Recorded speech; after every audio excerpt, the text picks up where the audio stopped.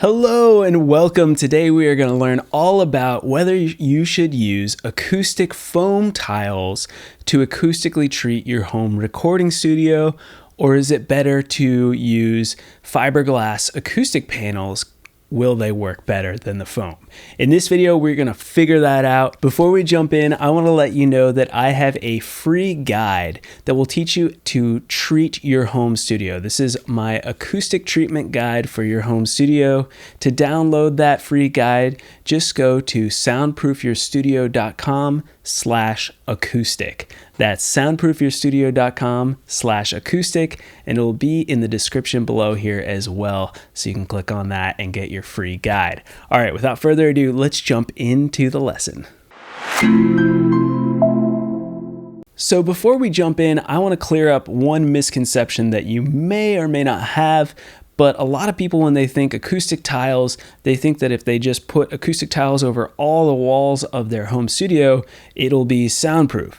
Now, this is a common misconception, and the difference is that soundproofing is using mass and specific construction techniques to actually reduce the amount of sound coming in or out of your studio, whereas acoustic treatment, which is what we're doing with these foam acoustic tiles, is used to reduce the amount of reflections inside your home studio. So acoustic tiles will do nothing to reduce the amount of sound traveling in or outside of your studio, but it will make it sound better by reducing the amount of sound that's bouncing around in your studio, which does not sound good. So now that we've got that cleared up and out of the way, I just wanted to say that up front in case you had this misconception that the acoustic tiles would actually soundproof, which they do not. The next thing to think about is that acoustic tiles will really not work well for a home recording setup unless they're at least 2 inches thick. So stay away from anything that's really thin that you might find on Amazon or any of the 1-inch tiles that you may find. 2 inches is the minimum.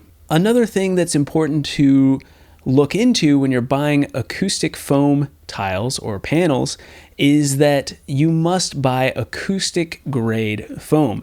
This means that you can't just grab your memory foam mattress from your bedroom, stick it on the wall, and hope that it will do the same amount of absorption as a specifically designed acoustic foam. So I recommend sticking to trusted names like RLX or Sonex that are brands that have been around in the market for a long time, and you know that you're buying high quality acoustic grade foam.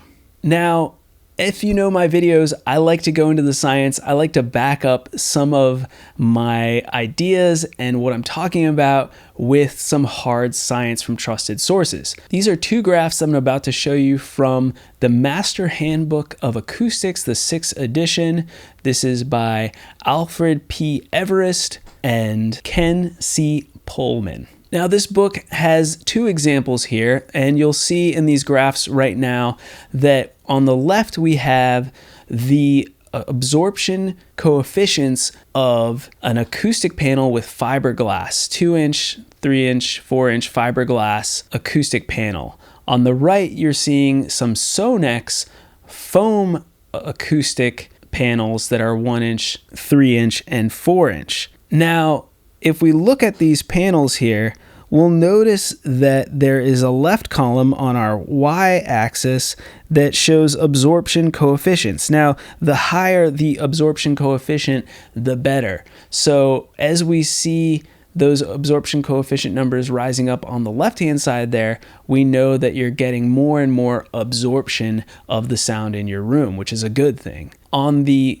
x-axis, you can see the frequency spectrum. So we notice that in these 2 graphs, it only goes down to 125 hertz and it goes up to 4,000 hertz, which is the general range of speech in the human voice. So again, these graphs don't really show bass frequencies, which is totally okay for our purposes of comparing here. First, let's take a look at the acoustic panel with fiberglass insulation. And this is fiberglass insulation, if you don't know, is what most acoustic panels are made of. You can make them DIY at home, or you can buy them from an acoustic panel supplier as well. So let's take a look at this graph first. Notice right away that in the lower frequencies, the acoustic absorption coefficient is much higher on all of the panels. And notice also that a 2-inch, 3-inch, and 4-inch is going to do much better at absorbing in the lower frequencies in that 250 to 125 hertz range. So in general, it's good if you're trying to reduce some of those lower frequencies to get a thicker fiberglass panel, and that is also true with foam as well. The thicker the foam, the better it will be at absorbing the lower frequencies. But we also know that, let's look at the 2-inch panel, which is what I would recommend as a minimum for most recording studios. Don't even bother with the 1-inch.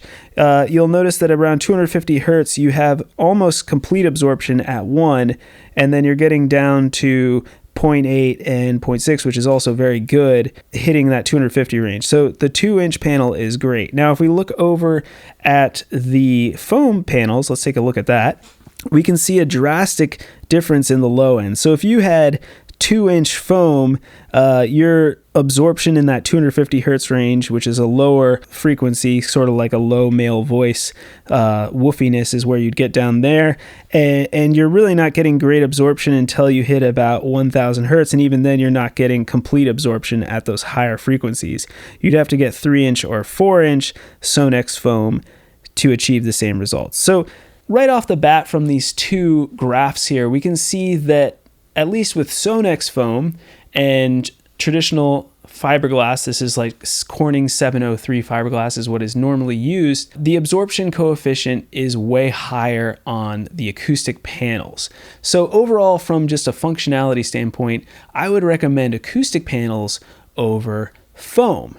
But, you know, I'll still talk about some reasons why foam might be good. So let's continue on here. After looking at those graphs, we can see that the foam does do some work in those higher frequencies. And that's where I would recommend using foam, is to get those early reflections in your room and mainly focusing on the higher frequencies above 1000 hertz.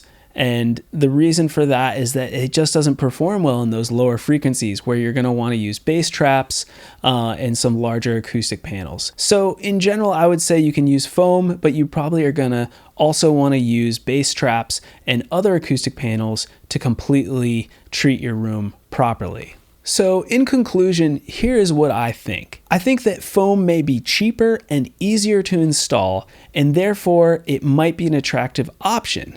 Remember that you're going to need at least 2 inches or more of thickness of foam, and as you can see from that graph, even going up to 4-inch thickness is a lot better for getting into those lower frequencies. Remember, when you're buying foam, to buy it from a reputable retailer like RLX or Sonex, because you want to make sure you're getting acoustic grade foam and not just some knockoff you found on the internet, or like a mattress pad or some sort of foam you just found at the dollar store. Lastly, in my research, I can't see any type of foam that will work as a bass trap and treat those low frequencies. So make sure that you're not using just foam in your studio. If you choose to use foam acoustic panels and tiles, make sure that you also have some bass traps in your corners so that you're treating all the low frequencies as well. I hope this video was helpful.